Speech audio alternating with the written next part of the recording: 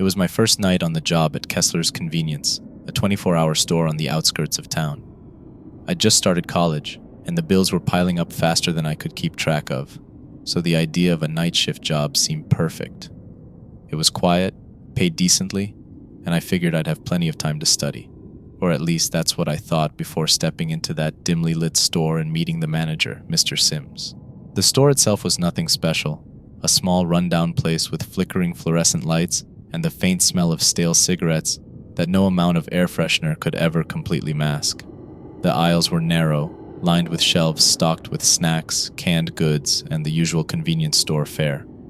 The register was an old, clunky machine that looked like it had been around since the store first opened back in the 1970s. Mr. Sims was a tall, thin man with a receding hairline and deep-set eyes that seemed to bore right through you. His face was a permanent shade of gray, as though he hadn't seen sunlight in years. He greeted me with a handshake that was too firm, his cold, clammy skin making me shudder involuntarily. "So, you're the new guy?" he said, his voice as flat and lifeless as his expression. "I'm sure you've worked a night shift before." No, but I'm a quick learner," I replied, trying to sound confident. He nodded, though he didn't seem particularly interested in my answer. "Good. I've got some rules you'll need to follow, and trust me, you'll want to follow them." "Rules?" I echoed, confused. "Like restocking shelves, counting the till, that sort of thing?" Sims gave me a long, hard look. "Something like that," he said, his voice dropping to a near whisper. "These rules are different. You'll understand soon enough." He handed me a laminated sheet of paper, yellowed and curling at the edges, with a list of rules typed out in small, neat font. The heading read, "Kessler's Convenience Night Shift Protocols." As I skimmed the list, a knot of unease began to form in my stomach. The rules were strange, to say the least. Kessler's Convenience Night Shift Protocols. 1. The store opens and closes as usual, but the night shift begins exactly at 11 p.m. No matter what happens, do not enter the store before 10:59 p.m. and make sure you've left by 7:01 a.m. 2. If the phone rings between 12 a.m. and 3 a.m., do not answer it. No exceptions. 3. The security cameras may occasionally show static or distortions. If this happens, avoid looking directly at the screens until the feed clears up. 4. A man in a dark coat and hat will enter the store between 1:15 a.m. and 1:30 a.m. Do not speak to him. Do not acknowledge him. He will purchase a single item and leave. Act as though this transaction is entirely normal. 5. If you hear scratching noises from the storage room at any time during your shift, lock the door immediately and do not open it until your shift ends. 6. At precisely 2:22 a.m., the lights will flicker. When this happens, stand completely still and hold your breath until the lights return to normal. 7. If a customer asks for the special order, tell them you're out of stock. They may insist. Do not give in. 8. The cooler at the back of the store has a faulty light. If it turns off while you're inside, leave immediately and close the door behind you. Do not look back. 9. If you see a little girl with a red balloon outside the store, do not let her in. No matter what she says or does, keep the door locked. 10. Under no circumstances are you to enter the basement. I stared at the list, a cold sweat prickling at the back of my neck. This had to be a joke, some kind of initiation for the new guy. But when I looked up at Sims, there was no trace of humor in his expression. "Are you serious?" I asked, my voice sounding more uncertain than I'd intended. Sims just nodded. "Dead serious. If you want to keep this job, you'll follow those rules to the letter. You do understand, don't you?" I wanted to argue, to laugh it off and call the whole thing ridiculous, but something in his eyes told me not to. Instead, I nodded slowly, my mouth suddenly dry. "Yeah, I understand." "Good," Sims said, his tone as flat as ever. "I'll be back in the morning to check on you. Just remember the rules and you'll be fine." He turned and left the store, the bell above the door jingling softly as it closed behind him. I was alone. The first hour of my shift passed uneventfully. I tried to focus on mundane tasks, restocking shelves, wiping down the counters, and making sure everything was in order. But the rules were always in the back of my mind, a constant reminder that something wasn't right about this place. At 11:57 p.m., the phone rang. I jumped, my heart racing, and instinctively reached for the receiver. But I stopped myself just in time, remembering the second rule. I let the phone ring, each shrill tone echoing through the empty store. After what felt like an eternity, it finally stopped. I took a deep breath, trying to steady my nerves. It was just a phone call, I told myself. Probably a wrong number or a prank call, nothing to worry about. But deep down, I knew that wasn't true. Midnight came and went, and the store remained eerily quiet. I found myself glancing at the security monitors, half expecting to see something out of the ordinary, but the screens showed nothing but the empty aisles and the deserted parking lot outside. Still, I couldn't shake the feeling of being watched, as if something unseen was lurking just out of sight. At 1:15 a.m., the door chimed softly as a man walked in. He was tall, with broad shoulders, and wore a long dark coat and a wide-brimmed hat that cast a shadow over his face. My heart skipped a beat as I remembered the fourth rule: don't speak to him, don't acknowledge him. The man walked slowly down the aisle, his footsteps unnervingly quiet. He picked up a can of soup, the motion smooth and deliberate, and made his way to the register. I stood frozen, my hands gripping the edge of the counter so hard my knuckles turned white. He placed the can on the counter and waited.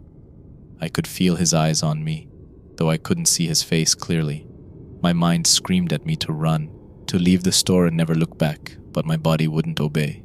With trembling hands, I rang up the purchase, the beep of the scanner unnaturally loud in the silence. The man reached into his coat pocket and pulled out a crumpled bill, sliding it across the counter. I took it, trying to avoid touching his hand, and placed it in the register.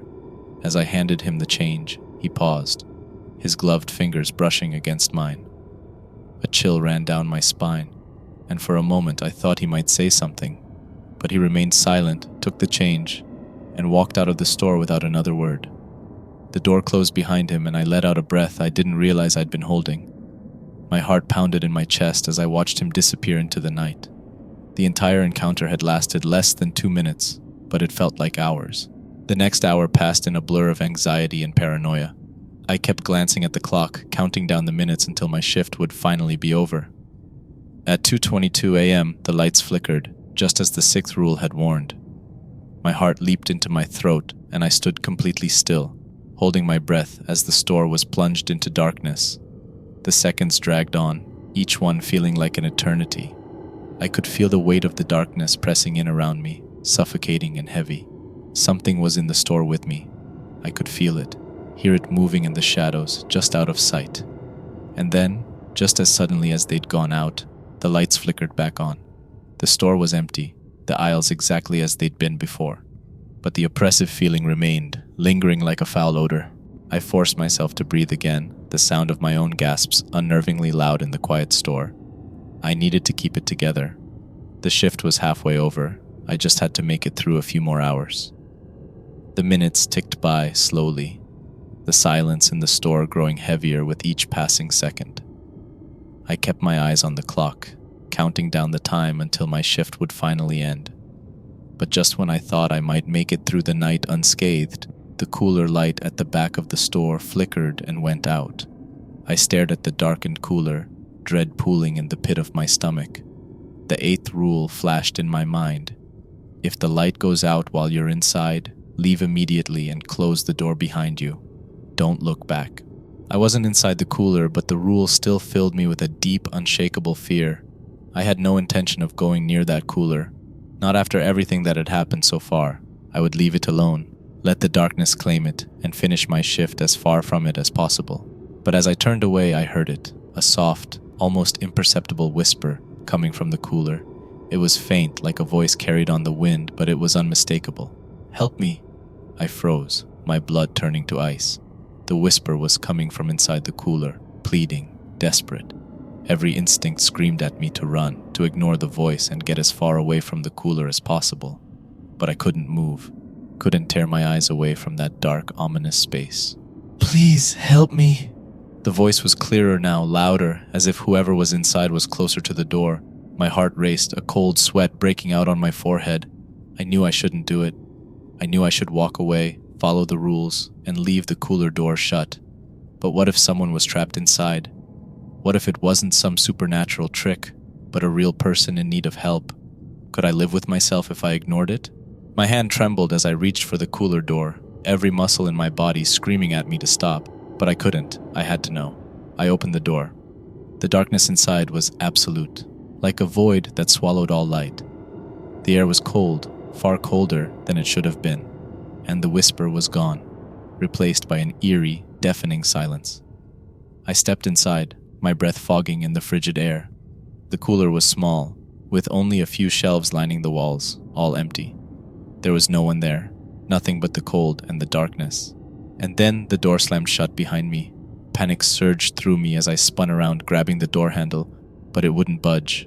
I was trapped. I pounded on the door, shouting for help, but the sound was swallowed by the oppressive darkness. The cold was seeping into my bones, chilling me to the core. My breaths came in short, panicked gasps as I struggled to find a way out. Then I felt it. A presence in the darkness. Something moving towards me. I couldn't see it, but I could feel it, a malevolent force closing in on me, its icy breath on the back of my neck. My heart raced, my mind screaming in terror as I fumbled with the door, desperate to escape. But the presence was getting closer, its cold, unseen fingers brushing against my skin, wrapping around my throat. I screamed, a sound of pure, unfiltered terror, as the darkness closed in around me, suffocating and cold. The last thing I saw before everything went black was a pair of glowing red eyes staring at me from the darkness. When I came to, I was lying on the floor of the cooler, the door wide open, the light flickering above me.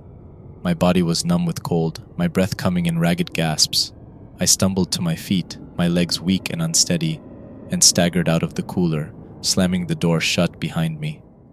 I collapsed against the counter, my heart pounding, my mind reeling from what had just happened. The store was quiet, the only sound the faint hum of the refrigerators. But the fear, the terror that had gripped me in that cooler still lingered, clinging to me like a shroud. I glanced at the clock. 6:45 a.m. My shift was almost over. I just had to hold on for a few more minutes.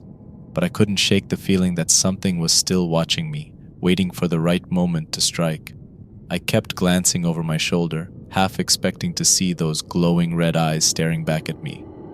Finally, at 7:01 a.m., the door chimed softly as Mr. Sims walked in. He glanced around the store, his expression as unreadable as ever. "You made it," he said, his voice as flat as ever. I nodded, too shaken to say anything. My mind was still reeling, the events of the night playing over and over in my head. Sims walked over to the counter, his eyes scanning the store. "Did you follow the rules?" I nodded again, though the memory of the cooler door slamming shut made my stomach churn with guilt. "Yeah, I followed the rules." Sims looked at me for a long moment, his gaze piercing, as though he could see right through me. But he didn't say anything. Instead, he just nodded and handed me an envelope. "Your pay," he said. "Take it and go home. Get some rest." I took the envelope, my hands trembling, and nodded. I didn't need to be told twice. As I walked out of the store, the morning light was just beginning to filter through the trees, casting long shadows across the parking lot. The fear that had gripped me all night began to fade, replaced by an overwhelming sense of exhaustion. But as I climbed into my car and drove away, I couldn't shake the feeling that something was still watching me, something that I had let out of that cooler. And I knew, deep down, that I would never be able to forget those glowing red eyes in the darkness. That night, I didn't sleep. Every time I closed my eyes, I saw those red eyes staring back at me, felt the icy fingers around my throat. I quit the job at Kessler's the next morning, handing in my notice without explanation. Sims didn't seem surprised. He just nodded and took the keys without a word. But even though I left the job, the memories stayed with me.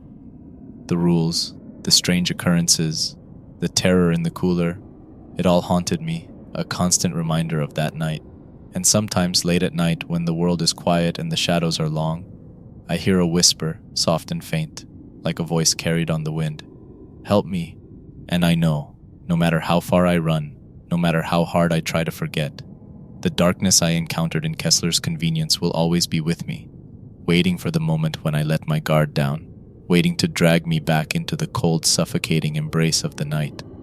because some rules aren't meant to be broken, and some things, once unleashed, can never be put back.